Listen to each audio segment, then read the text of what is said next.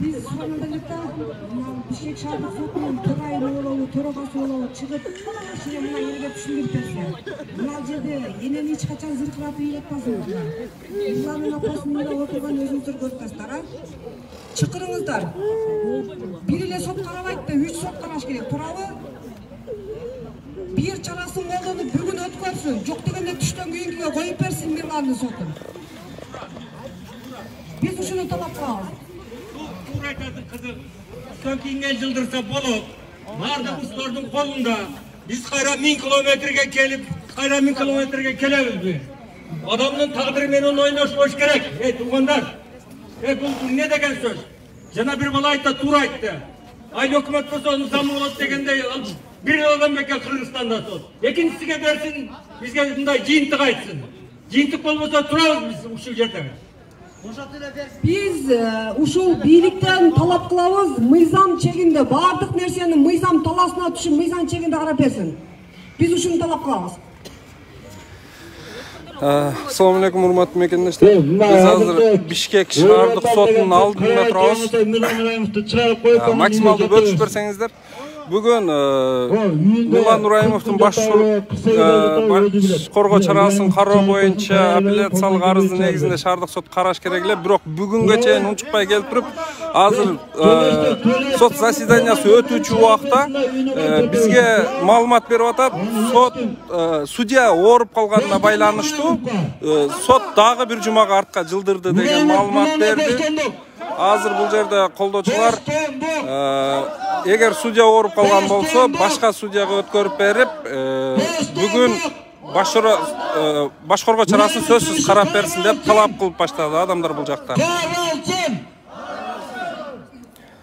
Тугандар, мында кулак сагылам. Биз баары мына мусулманбыз, мына ооруган адамдар, сиздер биздин балдар, осуңар, биздин күйөө бала, мында туган болуп чыгасыз, сураштырсак. Эмне бизде айла кетти. Ona Müslümanca manda degen söz var.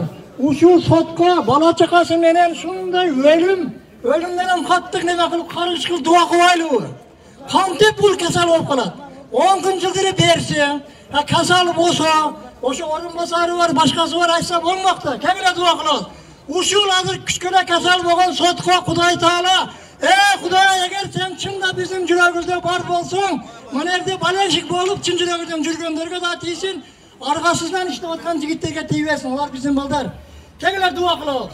Amin, Kuday Teala'dan kargı şuşur adamla. Amin. Amin, Allah'a ekber.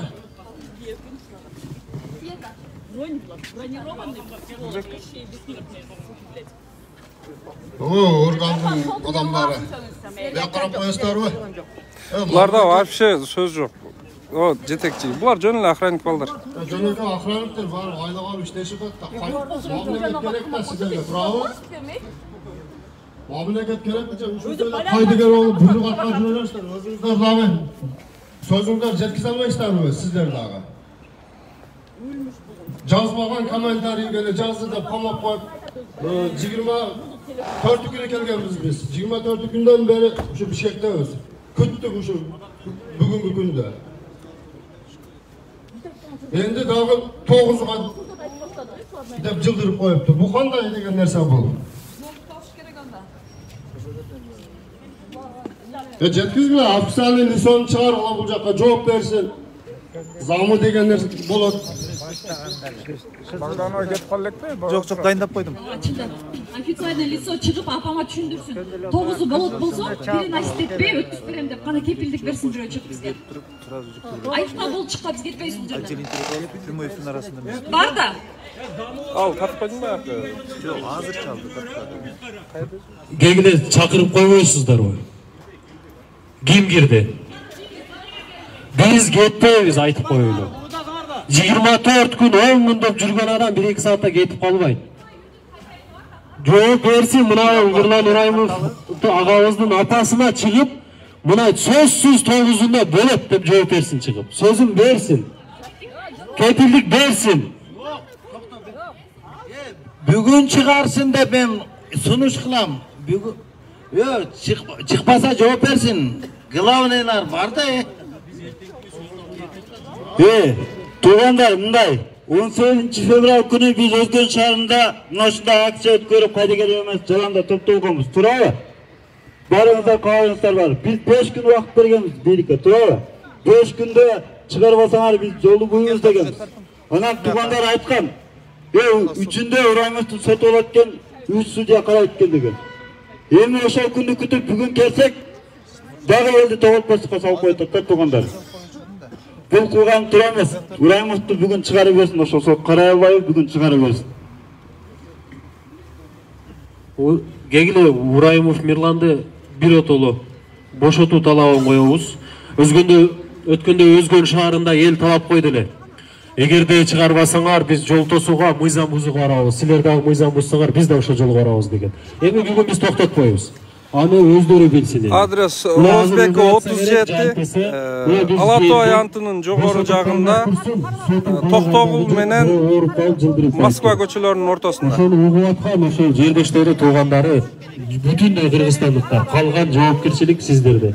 Эмне кааласаңыздар ошону кылыңыздар эми. Мирлан Uraymовго. Мирлан Uraymовго. Оштомдук. Мирлан Uraymовго. Мирлан Uraymовго. Мирлан Uraymовго. Мирлан Uraymовго. Мирлан Uraymовго. Мирлан Uraymовго. Мирлан Uraymовго. Мирлан Uraymовго. Мирлан Uraymовго. Мирлан Uraymовго. Сот! Сот! Сот! Сот! Сот! Сот!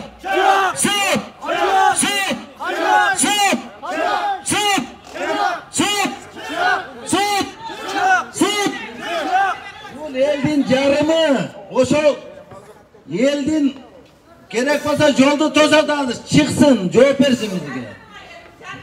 Мына ушул жердеги соттор күнөөлүү болот, бардыгына. Өзү ооруп калат, бүтүндөй эл булардын азабын тартат, мамлекет дагы тартат. Кичине ооруп калмыш болушат, жата калышат депти. Чыккыла азыр жооп бергиле. Азыр Мирлан Uraymовдун адвокатына сөз берсек. Я могу рассказать о ходе сегодняшнего процесса. Сегодня в городском суде должны были рассматриваться 3 апелляционных жалобы. Одна касается обыска, законности и незаконности, и 2 жалобы, одна по законности задержания, вторая по избранию меры пресечения под стражей в СИЗО КНБ. По данному поводу что могу сказать? Дело по обыску находилось в одной коллегии, и она сегодня рассмотрела процесс, удовлетворение нашей жалобы отказала, обыск признали законным. По мере пресечения и по избранию меры пресечения, вернее, мера пресечения и законного задержания у нас судья докладчик профессионалист. Оказывается, он еще является и председателем на процессе. Сегодня, оказывается, он заболел, поэтому процесс отложили на 9 марта 10 часов 40 минут. Хотелось бы отметить, что материалы поступили в городской суд 24 числа, и 24 числа они были распределены уже в данную судебную коллегию системы. К сегодняшнему дню прошло 7 суток. У суда есть всего лишь 10 дней на рассмотрение таких материалов. Отложение на 9 марта является нарушением закона. Мы выходим за 10-дневные сроки. Но ситуация такая, какая есть. И никакой гарантии, что 9 числа также будет рассмотрено, они отложены. Ахмет, сейчас отложили. Өзүңүздөр уктуңуздар. Эгер үн жакшы болбой калган болсо туура түшүнөсүздөр, азыр бул жакта акция өтүп атат. Булар дагы бир жолу мыйзамды тебелеп тепсеп, адам укугун тебелеп тепседи.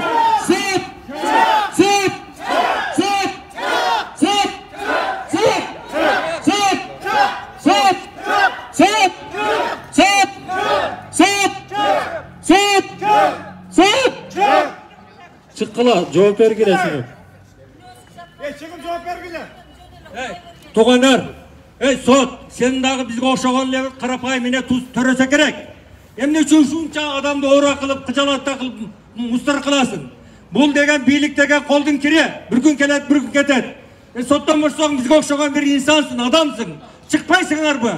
Мынча каксаттыңар элди. Чыгып жооп бергиле. Сот! Сот!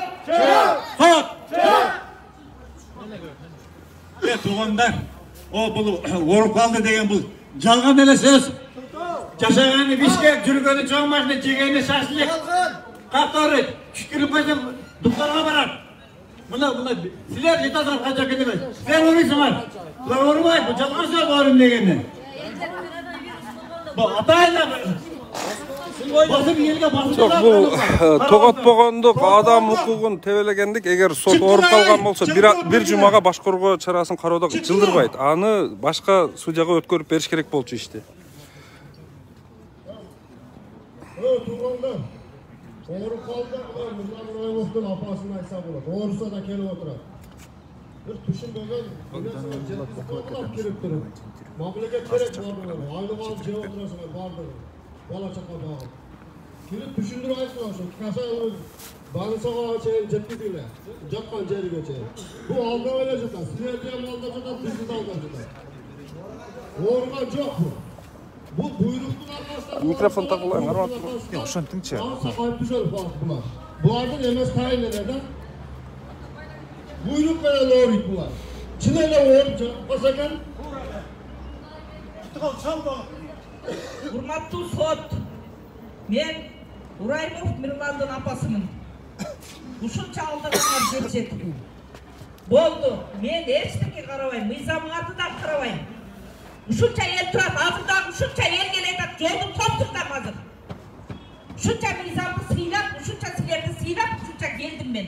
Эми чыдабайм, болду. Чыгып жооп берсең бердик, бербесең жок, жолду топтурдам. Мен топтурдам, мен камасына камап койгуна. Камагына ошо келген мен баламдан чыккылада, балам ордуна мени камап койгуна. Камагына мени чыгып. Мен чыдабайм, болду. Мени дагы, силерди дагы багышууга эне туугандыр. Чейшек туудубу силерди? Акмак эшектер десе. Айтпайын десе адамдын жанын чыгарасыңар. Ушуга чейин Кудай иман исап берсин деп тилеп келесем силерди. Каргага жокмун. Эми каргаймын силерди. Каргаш керек, каргыш буларга. Эми каргаймын силерди, эми каргаймын. Каргыш. Кудайдан иман исап тилеп келдим эле, тилебейм болду. Жолду токтотам азыр мен. Азыр эле саат 9-да 3 сазык менен өтөт деди. Азыр эле 5 мүнөт бурун, 5 мүнөттөн кийин эмне сотуңар ооруп калабы? Ушунча эл, ушунча карпай мен силерге эмне оюнчукпу? Уяты жок акмактар десе, айлыкты жеп жатасыңар, көпөстөй болуп. Жеген акчаңар илейм, тежип кетсин. Элдин акчасын жеп отурасыңар. Кимдин акчасын, ушу окшогон карапайдын акчасын жеп отурасыңар силер. Акты, караны кара дедең. Акты караны отурасыңар. Мен балам мыйзамсыз камалып отурат бул жерде. Силерге окшогон акча жеп камалса мейли дейт элем мен.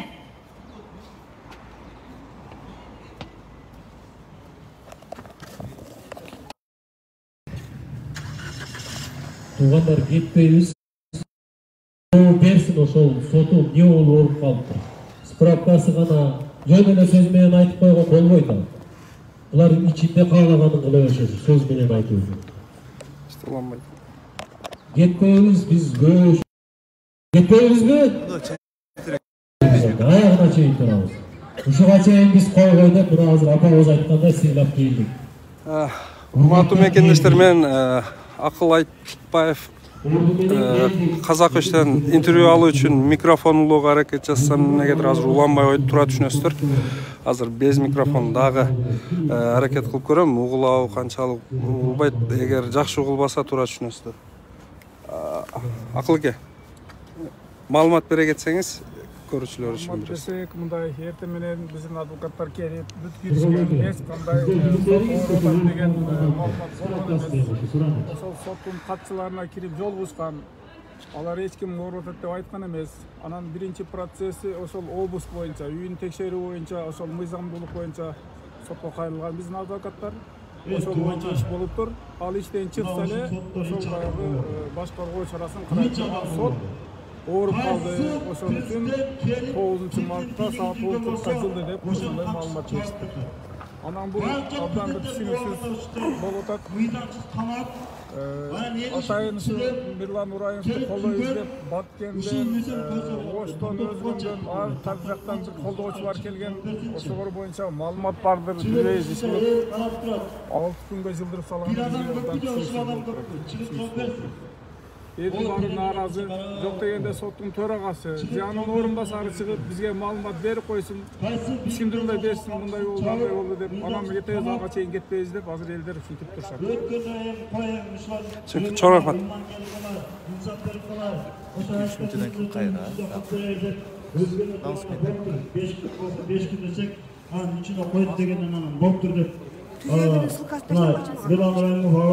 Жакын саналаш бир туугандары бизден суранып, токтоп туруңуздар, эртең Бишкек сотунда каралат экен дегенден болуптур деп койдук. Мына биз Өзгөндөн келдик, ойноп келген жерибиз жок. Чыркыгандан келип атабызбы? Канча километрден келип атабыз? Бул жагы Баткенден, бул жагы Өзгөн, Ташкөмүр, Баткен бар жок жактан келип атат. Кайда керек эмес адамдар. Жетет да эми. Жанагы кээ бир адамдар айткандай салпактап митингге чыга бербей келет. Бизге мыйзамдуу болсо эч ким чыкпайт митингге. Бар жок мыйзам чегинде болсо. Ошо мыйзамсыз болуп аткандан эл чыгып атат.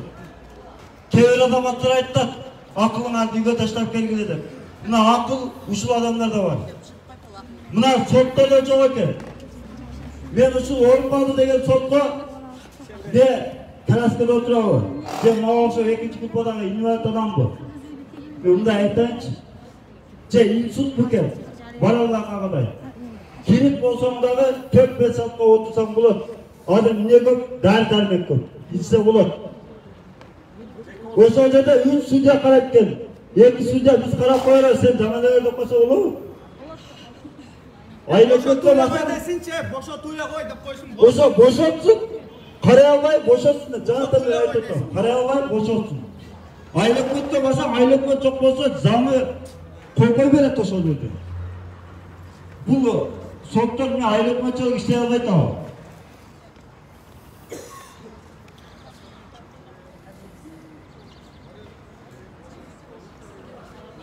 Мына эл таркабайбыз туугандар. Урайымызды бүгүн чыгарабыз. 9-уну күтпөйбүз. 9-мартты күтпөйбүз. 9-мартты күтпөйбүз. 9-мартта да баш ооруп келбей коет. Келбейт. Urayimovga! Urayimovga! Urayimovga!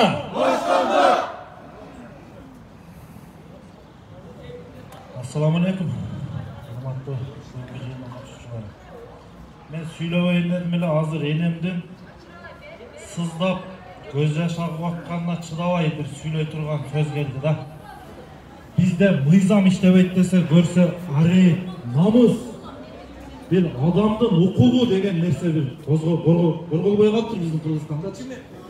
Ушул ооруп калган соттор кече кээ бир биздин төбөлдөрдү 3 саатта тагдырын чечип боштондукка чыгарып койбодуңар беле?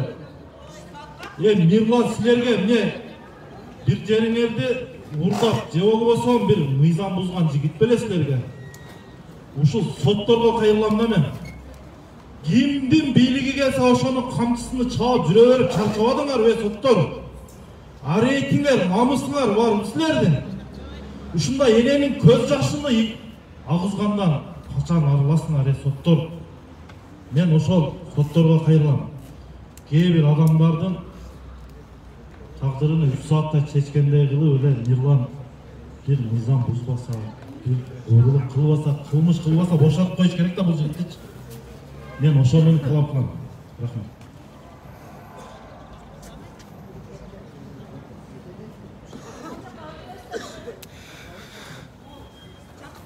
Урматтуу мекендештер, мен бираздан кийин эфирде кайра улантам. Азыр негедир микрофон уласам уланбай калды. Ошол техникалык себептер менен мен текшерип неме кылып алайын, анан буюрса кайра эфирде улантам. Көп алсаңыздар. Кайрадан кийинки бөлүгүнө кирип бирге болосуздар деген үмүттөнүм.